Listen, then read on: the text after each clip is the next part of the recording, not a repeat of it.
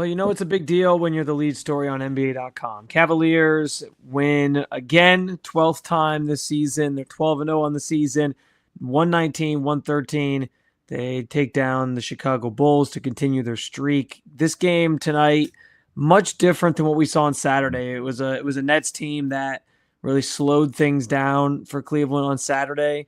And today you had a Bulls team that, played at a faster pace. They were getting their main star and Zach LaVine back in the lineup, and he had a pretty good game. Led their team in scoring with 26. But the Cavs, as always, had the answers. And third quarter they fall behind and have to kind of dig themselves out of a hole. And in the fourth quarter, it was a valiant effort from a number of guys, which we'll get into. But Donovan Mitchell finishes with 36 points tonight. Tonight he took 26 total shots and still finished by shooting 46% from the floor. It was a really solid night for him.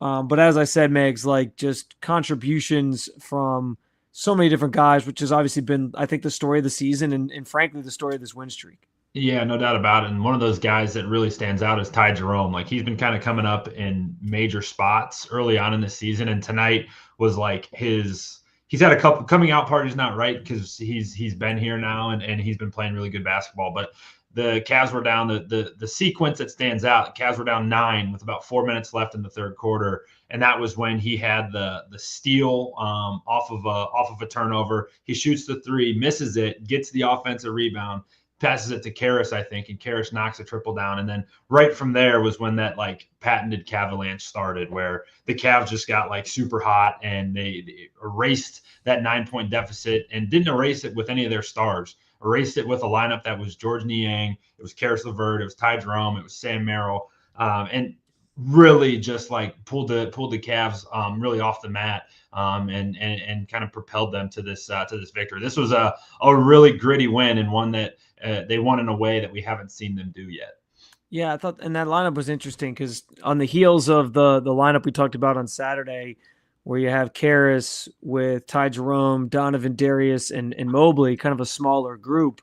Kenny Atkinson continues just kind of working his magic and, trying different things, spitballing some things in real time. And honestly, I was thinking about this a little bit earlier during the game, part of the staple of that, the Golden State Warriors, which during their peak, the peak of their powers, was this small lineup that they sort of discovered. And that wasn't how they started the season, the year that lineup sort of broke out, and Steve Kerr sort of found that, and then it worked for him. And I think, Kenny Atkinson, having coached under Steve Kerr now, he has some of that same mentality to him. And so it's just been incredible to watch him try some different things and still get the spark out of those guys. And yeah, it just continues. It's different people every single night. You brought up Ty Jerome. I thought George Niang was great tonight as well. He had 12 points, and really was a key contributor as they were making that comeback.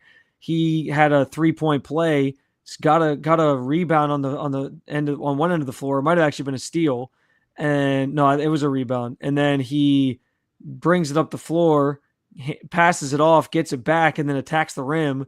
And gets a layup that plus fouled for the 3-point play, and that ties it at 85, and then sets the Cavs up for the rest of the fourth quarter, or going into the fourth quarter, to sort of finish what they sort of started there, and they go on to win this game the rest of the way. So, and again, 12 points from Karis LeVert tonight. He was massive, hit a couple big shots.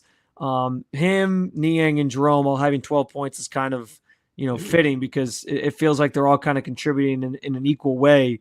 And maybe not every night George Niang, but you see these guys on the bench just finding ways to step up and make an impact. And it was another game where that was the case tonight, and they get to win number 12 because of it. But yeah, I think to your point, Megs, they found another way to win. And I truly believe, more so than even the win streak, that's the biggest testament to why this team is a great team, is they're winning in multiple ways. It's not just, we're going to make our top 4 guys go beat you. It's no, we have other guys that are going to step up and make some plays for us. And it's worked to this point, to the beat of an undefeated record.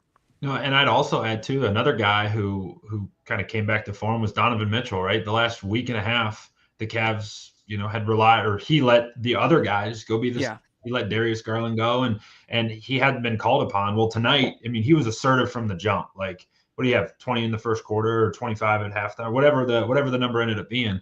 He was aggressive right away from the jump, and he was the star tonight. I saw a stat. He had 25 points. It was at halftime. He tied Tatum with the most points in the first half by any player in the NBA this season so far. So he came out really assertive, really aggressive, and it was really evident. Finishes with 36 points, and on a night where, frankly, you needed it because Jared Allen looked like tired. It just was like, hey, this has been a long stretch and they're playing great basketball. He finished with 9 points and 5 rebounds. Garland was all right. He was struggling from three, finished 1 of 5 from three. Okoro was the other starter and he struggled tonight, only finished with 3 points. So it was like, all right, Donovan took over, kind of steadied the ship. And then that Cavs bench on that stretch run was just awesome. I mean, Spence, how many times so far this season have we said 5 or more guys have scored in double figures? But every time you look at the box score, it seems to be that combination is different for every single game. Sometimes it's the starting 5. Sometimes it's bench guys. Like we have 3 guys off the bench tonight and 3 starters all scoring double figures. It's like a really, really fun brand of basketball that they got going on. I know. I see we're getting some questions. Tom S. jumps in. Any word on Jay's leg injury? It did look like he was favoring his leg on the bench there. They were looking at him late in that game. I haven't seen any word on the injury for him. I haven't seen anything reported on that. I didn't get a chance to hear Kenny Atkinson's post game comments, but we'll certainly keep an eye on that for you over the next day or so. I'm assuming we'll find out more information here coming up. So apologize for not having it on hand right now. But yeah, we'll have to see about that one. But again, if Jared Allen were to miss time or whatever, I think the fact that this team has proven to be very, very deep is a benefit to them. And that's where those minutes for those guys come in handy because you can sort of deploy some different lineups and do some different things.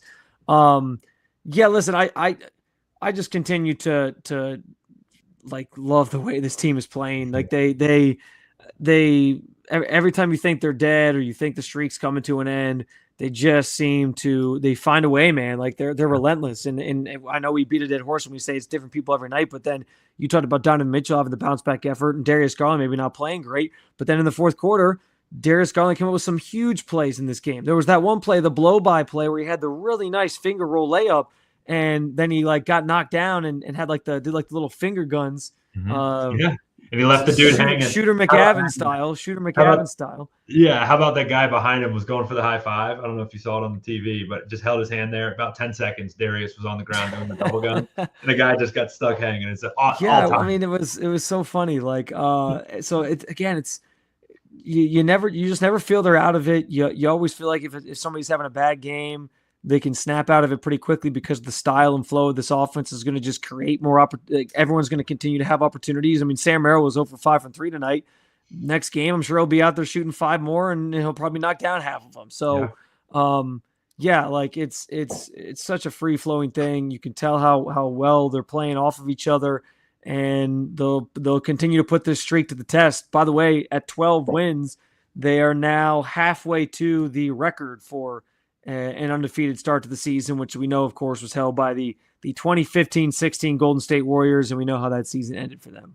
Dude, that stat was hilarious. They put it up on the board or on the TV after the game, and it's like the next highest is 15, and then you just look at 24-0, that 15-16 Warriors team. You're like, oh my gosh, it's hard to think back to that time, right? It's almost 10 years, been 10 years now almost since that season and since the Cavs really knocked them off. But one thing that I thought was really impressive to me and really important in a game like this where you're battling is the Cavs really protected the ball well, only turned the ball over 8 times. And on the flip side, forced 17 Chicago turnovers. Like if you're going to point anywhere, yes, there's some good individual performances, but them protecting the ball in a game where you didn't have your fastball tonight, you really didn't, and you were in a dogfight. Like Zach LaVine, I thought played well on the other side, and Kobe White was hitting threes from from the logo. It felt like, and they had some hot guys, but what you do is you just stay consistent. You don't turn that basketball over, and they were wreaking havoc on defense. And it was started midway through the third quarter where they went to that zone look, where instead of trying to man up the Bulls, they just went into this kind of a matchup type zone, this 2-3 style look, and it really caused Chicago a ton of pain as they were trying to operate their offense. Thought it was really impressive. It's good to see out of Kenny. Like, it's obviously early in the year. He's experimenting with a lot of things, but for the team to just say, hey, we're going to switch defenses and switch lineups as quickly as they do, I think it's really awesome as this team continues to find their identity and grow in their identity. I think that's a really good wrinkle to have and something up your sleeve. Yeah, Corey Conrad brings up how impressive the bench was tonight. I think that's a really good point as well. I don't remember the numbers in terms of bench scoring off the top of my head, but when you have three guys, as we sort of alluded to, scoring 12 apiece, I mean, that's 36 right there. Then they also got 3 from Dean Wade. That speaks to a group that certainly was getting the contributions off the bench, and that's kind of been the story all season is guys just stepping up. And yeah, I mean, it's been a wild ride, and it's just about at this point like how much they can keep it going. I thought like the other night when you heard Darius Garland kind of talk about how the streak is kind of on all their minds, or at least on his mind. I think that's kind of cool because we know it's a big deal to the fans. Like, we know the fans are enjoying this, but to know that it's also a big deal to them, like that it's a big deal, but comes with minimal stakes, right? Like, it's just the beginning of the season. It's a winning streak to start the beginning of the year, but like eventually when you lose one, it's not like you're knocked out of the playoffs or something, it's just, it's kind of like a fun little challenge for this team at the start of the season to see how long they can keep this going. And the fact that they're kind of leaning into that, I like that about this. I like the fact that Kenny Atkinson is kind of admitting that, he's thinking about it at the end of the game. Like, man, I don't want to see it end this way. And they continue to pull these games out and keep it going. And they'll see if they can keep it, how long they can. We all keep talking about 15-0 before they play the Celtics on the 19th. There's a chance they could get there. We know what awaits them next on Wednesday. They got the 76ers on the second night of a back-to-back, which maybe bodes well for them, especially when they got their star players kind of managing their minutes, especially on back-to-backs. So, yeah, I feel pretty good about their chances to keep it going Wednesday, and we'll see how that kind of plays out the rest of the week and into next week as well. Yeah, I think it's really cool what you mentioned about how these guys care about it. Like, how cool is it, especially in this town, right? It's November and everyone's kind of like flipping the page to Cavs season and like getting really excited about this team, because you think back to last year, you had that really exciting 7-game series, but you always felt like the Cavs weren't, they were a couple pieces off, right? They got into that Boston series and it felt like they were really outmatched. They had that huge win out in Boston. I was actually at game 3 when they came back home, and that place was the first time it felt like a LeBron style crowd where everyone believed they could do it, and they ended up getting boat raced, and you kind of knew what that ceiling was. This one's, you don't know. You really don't know. Why can't this team go do it? They have depth, they have size, they have guards who can score, and they are tough, man. That's the biggest thing about it, is they are a gritty team. You said it before, you've said it a couple times, and you tweeted it. They're relentless, man. They're going to be a tough team to knock out, and the more people they can get on their bandwagon early, I think the better, because this is setting up to be an exciting season. So 76ers on Wednesday, and then they actually see this Bulls team pretty quickly again on Friday. And the other thing, I literally keep forgetting about this. The in-season tournament starts technically with that game on Friday for the Cavs.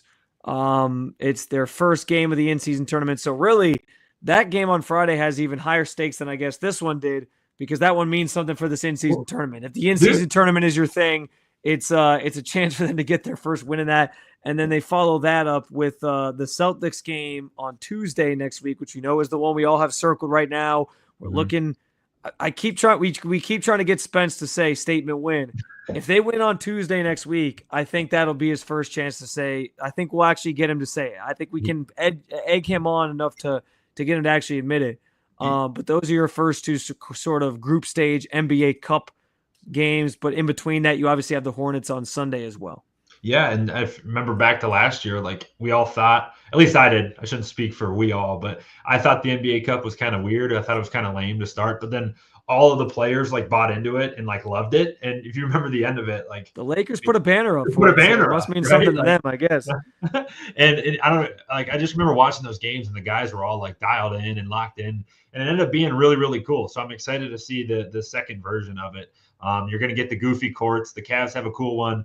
If anybody wants to laugh, go Google the Hawks NBA the NBA Cup court. The courts are one of the things that makes it hard to take it seriously if we're being honest with ourselves. Like, I don't know. Like, I get what they're trying to do. Adam Silver said, like, we want it to stand out and look different than the normal court. So, okay, fine. I don't know. Like, that's one of those things that makes it seem like it's a little too quirky. Yeah. But from what I understand last year, like, the ratings for those games were pretty good and, like, higher than normal games. And it seems like whatever extra stakes are attached to it, it got people to buy in. And it seemed like it definitely got the players to buy in, at least on some level. And we'll see what year 2 brings in that regard, because I know people are still making fun of it. But this feels like one of those things that, like, the more they do it and the longer they do it, the more people will start to care. So I don't know. We'll see. I don't necessarily need the Cavs to win the in-season tournament.